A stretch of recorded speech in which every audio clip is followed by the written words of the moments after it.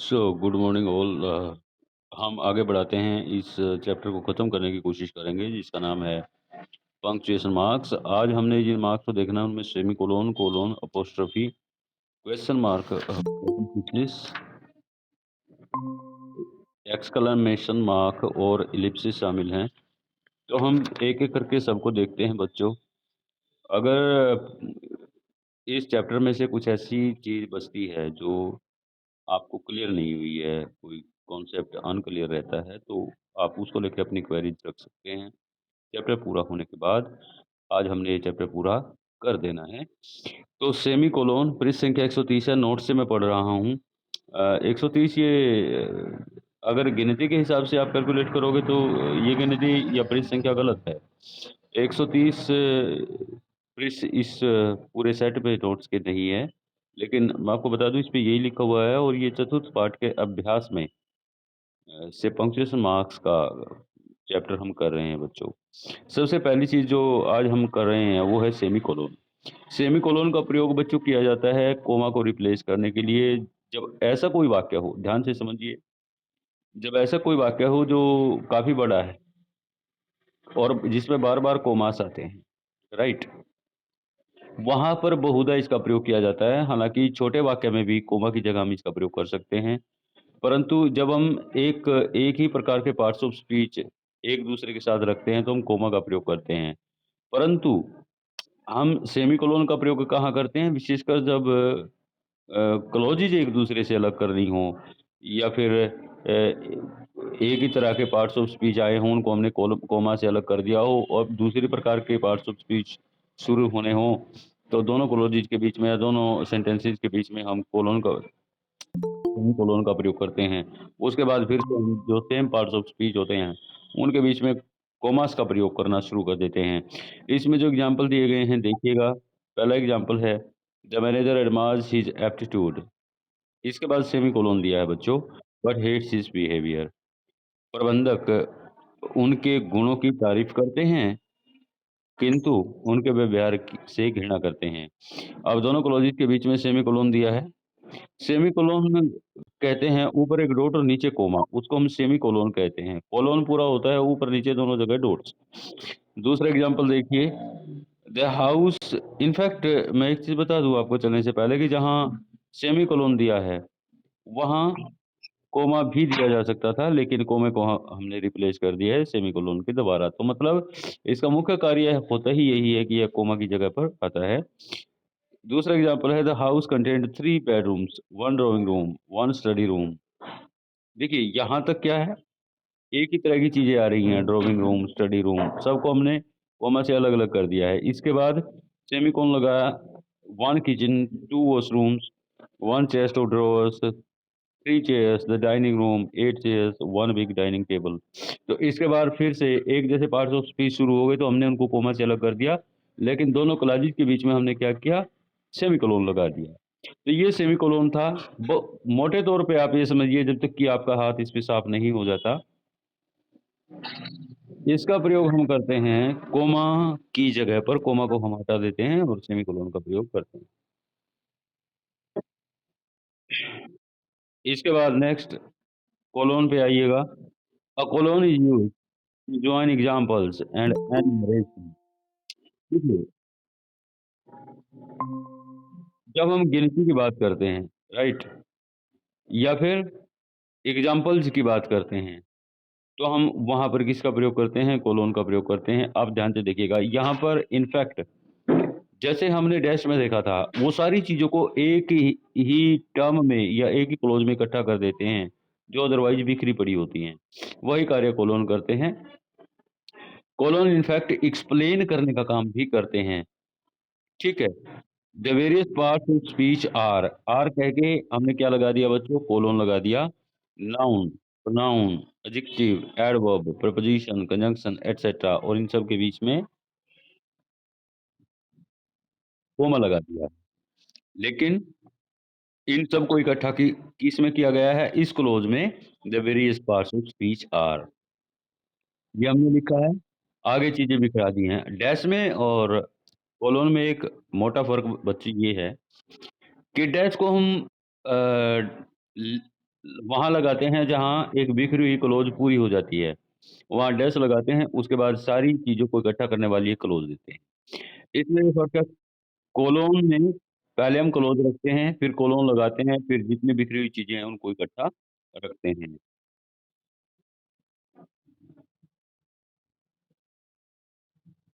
दूसरा जो एग्ज़ाम्पल है,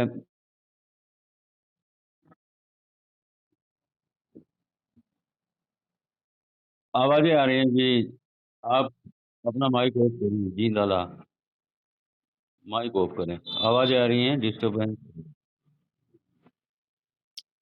इसके बाद दूसरा एग्ज़ाम्पल देखिए, the Indian football team consists of 11 players. उसके बाद हमने क्या किया?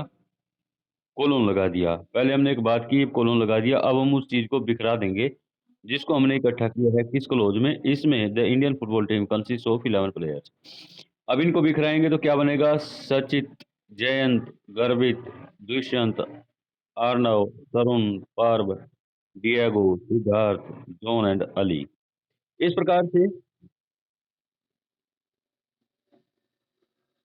जहाँ कोलोन आता है, कोलोन के बाद में चीज़ें बिखरी होती हैं, परंतु जहाँ पर डैश आता है उससे पहले चीज़ें बिखरी होती हैं।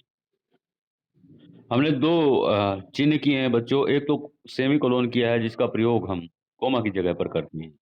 एक कोलोन किया है चीज़ों को इकट्ठा करने के लिए या एग्ज़ाम्पल्स दर्शाने के लिए, ठीक है? इसका प्रयोग कोटेशंस में भी किया जाएगा, लेकिन आप बड़े लेवल पे वो सीखिएगा, अभी आप कन्फ्यूज़ हो जाओगे। हम कोटेशन प्रेज़ेंट करने से पहले कोलोन का प्रयोग करते हैं। इसके बाद विशेषकर जो साहित्यिक कोटेशंस होती हैं वहाँ पे। इसके बाद आइए, नेक्स्ट हमारा चिन्ह है अपोस्ट्रोफ़ी। आपने बहुत बार देखा होगा कि एक शब्द लिख दिया, उसके ऊपर कॉमा लगा दिया, ठीक है? और कई बार उस कॉमे के साथ एस भी होता है, का, के, की के अर्थ में। ये प्रयोग किया जाता है बच्चों। कुछ समझे? देखिए, जब हम विशेष रूप से निर्जीव पदार्थों के लिए हम इस विधि का प्रयोग करते हैं, हालाँकि ये सजीव के लिए भी आ जाता है, परंतु निर्जीव के लिए आरक्षित होता है। जब हम कोई वर्ड लिखते हैं, उसके बाद अपोस्ट्रोफ़ी एस लगा देते हैं, तो इसका मतलब होता है का, के, की। हम यहाँ नीचे जो एग्ज़ाम्पल दिए गए हैं, उनमें देखते हैं, we celebrate teachers day every year on 5th September. एक बात आप समझ लें, सजीव के लिए आ जाता है ये, इसमें कोई दिक्कत नहीं है। एक बात आप समझ लें, अगर शब्द बहुवचन का है, तो हम उस पे अपोस्ट्रोफ़ी तो लगाएँगे बच्चों, लेकिन अपोस्ट्रोफ़ी के साथ जो एस लगता है ना, वो नहीं लगाएँगे। और अगर शब्द एक वचन का है, तो हम उसके ऊपर अपोस्ट्रोफ़ी भी लगाएँगे और एस का प्रयोग भी उसके साथ करेंगे।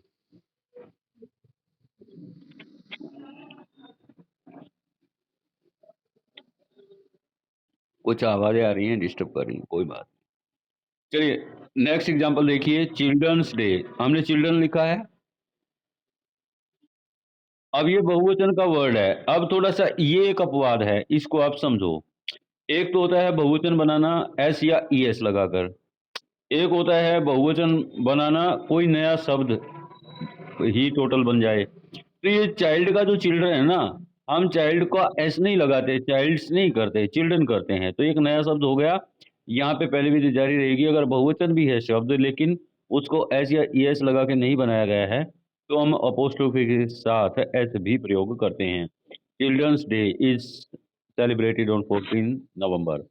बाल दिवस को मनाया जाता है 14 नवंबर को, बच्चों के दिवस को, बच्चों के दिन को मनाया जाता है 14 नवंबर को। इसके बाद the boys bat was lost. The boys bat, boy एक लड़के का बल्ला खो गया। देखिए, अगर बॉयज होता, ये बहुवचन में होता, तो हम एस या एस नहीं लगाते, अपोस्ट्रोफी फिर भी लगाते।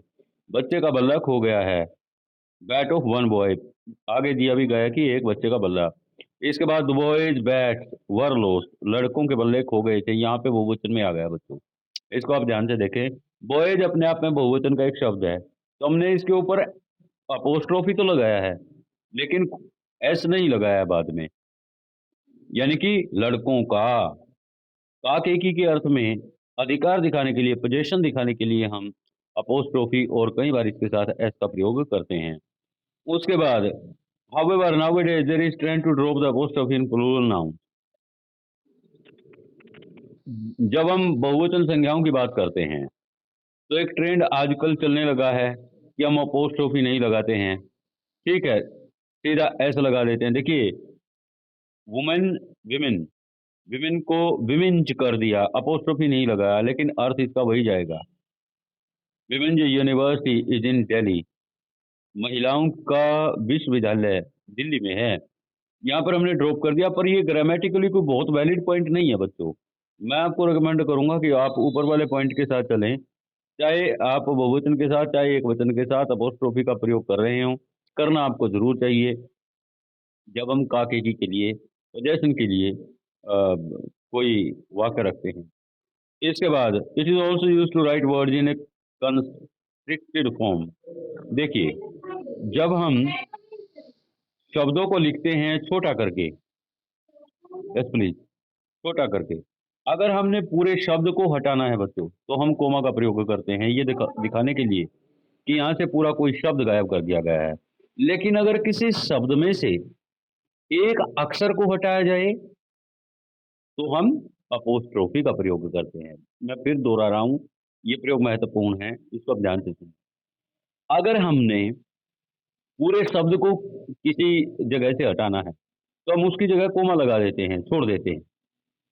कई बार वर्ब्स रिपीट करती हैं, एक ही वाक्य में दो बार आ जाती हैं, तो हम एक बार से एक जगह से हटा देते हैं, उसकी जगह कोमा लगा देते हैं।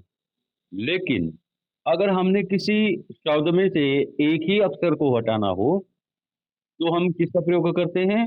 अपोस्ट्रोफी का प्रयोग करते हैं। अपोस्ट्रोफी का सीधा मतलब आप जान लें, जो ऊपर की तरफ कोमा लगता है उसको हम अपोस्ट्रोफी कहते हैं। It is raining heavily in the hills, वाक्य पूरा क्या है? इट इज रेनिंग हैविली, हमने इट इज को मिला के इट्स कर दिया, इट्स रेनिंग हैविली, और हमने क्या किया? ऊपर की तरफ अपोस्ट्रोफी लगा दिया और यू गायब कर दिया, यानी कि एक लेटर गायब किया है ना, तो हमने अपोस्ट्रोफी का प्रयोग कर लिया है। लेट अस को हमने इकट्ठा लिख दिया, लेट्स में बदल दिया, तो यहाँ से भी यू गायब कर दिया और ऊपर हमने अपोस्ट्रोफी लगा दिया। Let's go watch the match today. इसके बाद अगले निशान पे आइए, जो बच्चे देर से आए हैं उनके लिए मैं बता दूं कि सेमीकोलन, कोलोन और अपोस्ट्रोफी तीन निशान अभी तक हमने किए हैं। अब हम क्वेश्चन मार्क पे आते हैं बच्चों। This sign is always use after a direct question और a tag question, it should not be put in brackets after any word. यानी कि जब हम प्रश्नवाचक वाक्य बनाते हैं, किसी से कोई प्रश्न पूछते हैं, तभी क्वेश्चन साइन का प्रयोग हम करते हैं, क्वेश्चनियर का प्रयोग हम करते हैं। और जिन बच्चों को पता है उनको ठीक है, जिनको नहीं पता है वो नोट कर लें। एक साधारण वाक्य में और एक प्रश्नवाचक वाक्य में क्या फर्क होता है? बच्चों, साधारण वाक्य का जो वाक्य कंस्ट्रक्शन होता है वो होता है सब्जेक्ट वर्ब ऑब्जेक्ट। इसको ध्यान से सुनना। जो साधारण वाक्य का वाक्य कंस्ट्रक्शन होता है वो होता है सब्जेक्ट वर्ब ऑब्जेक्ट, यानी कि पहले सब्जेक्ट आएगा, फिर वर्ब आएगी, फिर ऑब्जेक्ट आएगा। लेकिन जब वाक्य प्रश्नवाचक हो तो प्रश्नवाचक वाक्य की क्या निशानी होती है? वर्ब, सब्जेक्ट, ऑब्जेक्ट, यानी कि पहले वर्ब आएगी, उसके बाद सब्जेक्ट आएगा, उसके बाद ऑब्जेक्ट आएगा। तो ये कंस्ट्रक्शन होता है जहाँ इस प्रकार प्रकार का कंस्ट्रक्शन आपको देखने को मिलता है कि पहले वर्ब आएगी, फिर सब्जेक्ट आता है, फिर ऑब्जेक्ट आता है। वहाँ पर आप क्वेश्चन साइन का प्रयोग कर सकते हैं, क्वेश्चन मार्क का प्रयोग कर सकते हैं। ये बहुत ही आसान है, दो एग्जाम्पल इसमें दिए गए हैं। Will you sit here, will you sit here, will जो कि एक वर्ब है। देखिए, वर्ब जब हम कहते हैं ना, वर्ब पहले आ गई, तो मेन वर्ब हो या हेल्पिंग वर्ब हो, दोनों में से कोई भी हो। वर्ब का मतलब वर्ब बच्चों। तो विल से वाक्य शुरू हो रहा है, उसके बाद सब्जेक्ट आ रहा है तो वाक्य प्रश्नवाचक है। ऐसी हर जगह हम क्वेश्चन मार्क का प्रयोग करते हैं। इसके बाद सेकंड वाक्य शैल बी डन। शैल जो कि एक हेल्पिंग वर्ब होती है, उससे फिर वाक्य शुरू हुआ है। बहुधा इस प्रकार के वाक्यों में आपको या तो शुरुआत में कोई ना कोई मॉडल वर्ब मिलती है, या फिर कोई ना कोई बी डू हैव में से कोई ना कोई वर्ब मिलती है। तो जहां वाक्य प्रश्नवाचक होगा वहां हम क्वेश्चन मार्क लगाएंगे। इसके बाद पैरेंथेसिस पर आइए। It is use to set off additional information और ideas related to the idea expressed in a sentence. जो बात वाक्य में बताई गई है उससे अलग कुछ बताने के लिए पैरेंथेसिस यानी कि ब्रैकेट्स का प्रयोग किया जाता है, एक एक्स्ट्रा इंफॉर्मेशन देने के लिए, राइट। उससे जुड़ी हुई कोई बात बताने के लिए जो कि उस कंस्ट्रक्शन में पूरी तरह फिट ना भी होती हो, ग्रामेटिकल कंस्ट्रक्शन में पूरी तरह फिट ना भी होती हो, तो हम उसको क्या करते हैं, ब्रैकेट्स में डाल देते हैं। एग्जाम्पल देखिए, द करप्ट ऑफिसर। अब इस वाक्य को जो ब्रैकेट में लिखा हो उसको हम छोड़ के पढ़ेंगे, पूरा करेंगे वाक्य को। The corrupt officer has finally been suspended. भ्रष्ट अधिकारी को अंततः नौकरी से निकाल दिया गया है, नौकरी से हटा दिया गया है, राइट। लेकिन बीच में हमें बात कहते कहते कुछ सूझा और हमने एक इंफॉर्मेशन ऐड कर दी, उसको हमने ब्रैकेट में रख लिया। The corrupt officer and this is how is known through out the locality. और इसी प्रकार से वह प्रसिद्ध है पूरे निवास स्थान में, पूरे क्षेत्र में। तो ये एक एक्स्ट्रा इन्फॉर्मेशन है कि वह पहले से ही इस तरीके से प्रसिद्ध है, इस तरीके से उसका नाम है कि उसको एक करप्ट ऑफिसर के रूप में जाना जाता है। तो ये एक एक्स्ट्रा इन्फॉर्मेशन हो गई, हमने इसको ब्रैकेट्स में डाल दिया है। जब भी हम कोई एक्स्ट्रा बात किसी चीज के बारे में, किसी विषय के बारे में प्रस्तुत करने जाते हैं तो हम पैरेंथेसिस का प्रयोग करते हैं। उसके बाद the development was forcibly turning away the poor out from their makeshift homes। विकास प्राप्त किया गया था गरीबों को उनके अस्थायी घरों से जबरदस्ती बाहर निकाल के। लेकिन इसके बीच में कुछ एक्स्ट्रा इन्फॉर्मेशन आ गई, उसको हमने ब्रैकेट्स में रख दिया। The development as it seems जैसा कि प्रतीत होता है। मतलब मान लीजिए टीवी पर न्यूज चल रही हैं और एक संवाददाता अपने न्यूज आइटम को प्रस्तुत कर रहा है, तो वह अपने ऊपर तो कोई बात लेगा नहीं। Yes please. वह कैसे प्रस्तुत करेगा किसी चीज को कि ये जो विकास प्राप्त किया गया है ऐसा प्रतीत होता है, ऐसा प्रतीत होता है, ये कह के उसने मतलब जो खबर बतानी थी वो बता भी दी है और उससे अपना पल्ला भी झाड़ लिया है। यानी कि जो मेन सेंटेंस है उससे अलग कुछ इंफॉर्मेशन यहाँ पर देने की कोशिश की जाती है जब भी हम पैरेंथेसिस का प्रयोग करते हैं।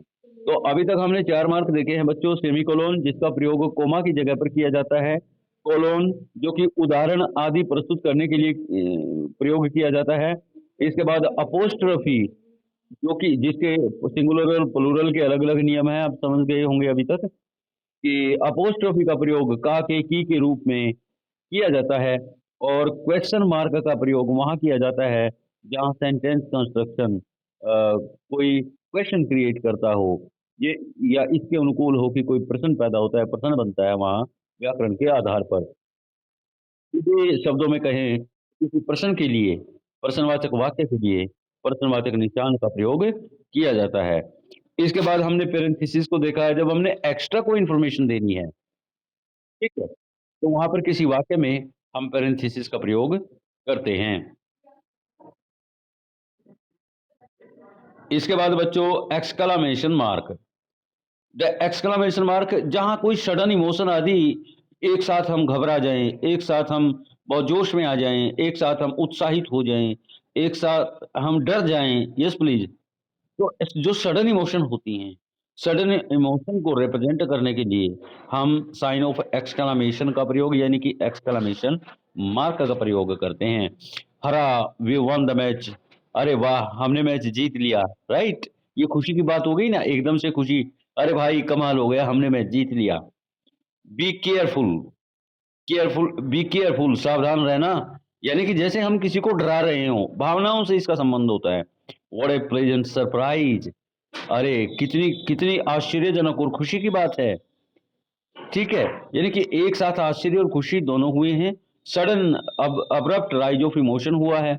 ऐसी जगह पर हम एक्सक्लेमेशन मार्क का प्रयोग करते हैं। तो इसके बाद आइए लास्ट हमारा जो मार्क बचता है पंक्चुएशन मार्क्स इस पार्ट में, वो है ellipsis. An ellipsis is indicated by using 3 spaced dots. यानी कि कई बार आपने देखा होगा, हम लिखते-लिखते रुक जाते हैं और केवल 3 डॉट लगाकर अपनी बात बंद कर देते हैं। इनको बच्चों हम एलिप्सिस कहते हैं।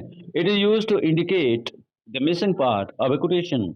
ये वहाँ रखा जाता है, जहाँ हम ये बताना चाहते हों कि कोटेशन में और भी कुछ कहा गया था, परंतु हमें वो ज़रूरी नहीं लगा, हमें वो आवश्यक नहीं लगा, इसलिए हमने कोटेशन का वही भाग प्रस्तुत किया है, जो ज़रूरी लगा है।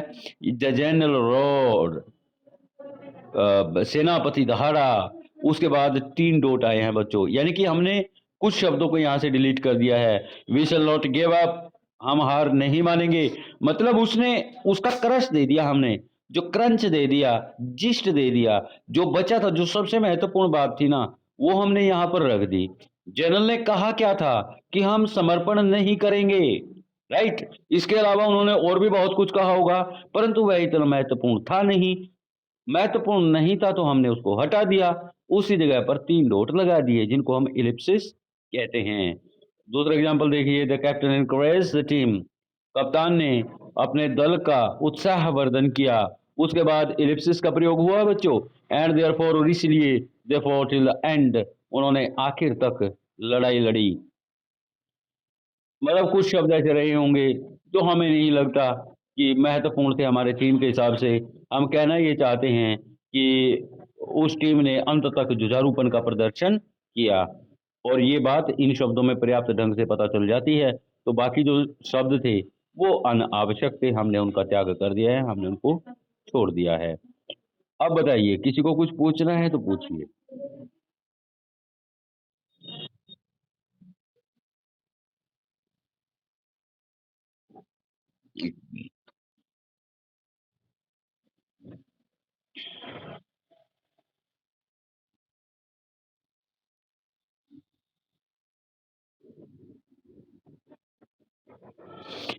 रोल को प्लीज़। जो भी बच्चे हैं वो अपने रोल नंबर नोट करा दें।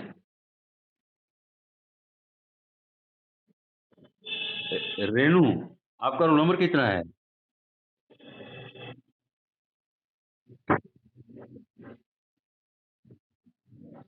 चलिए आप एक काम करो, मेरे को व्हाट्सएप कर दो।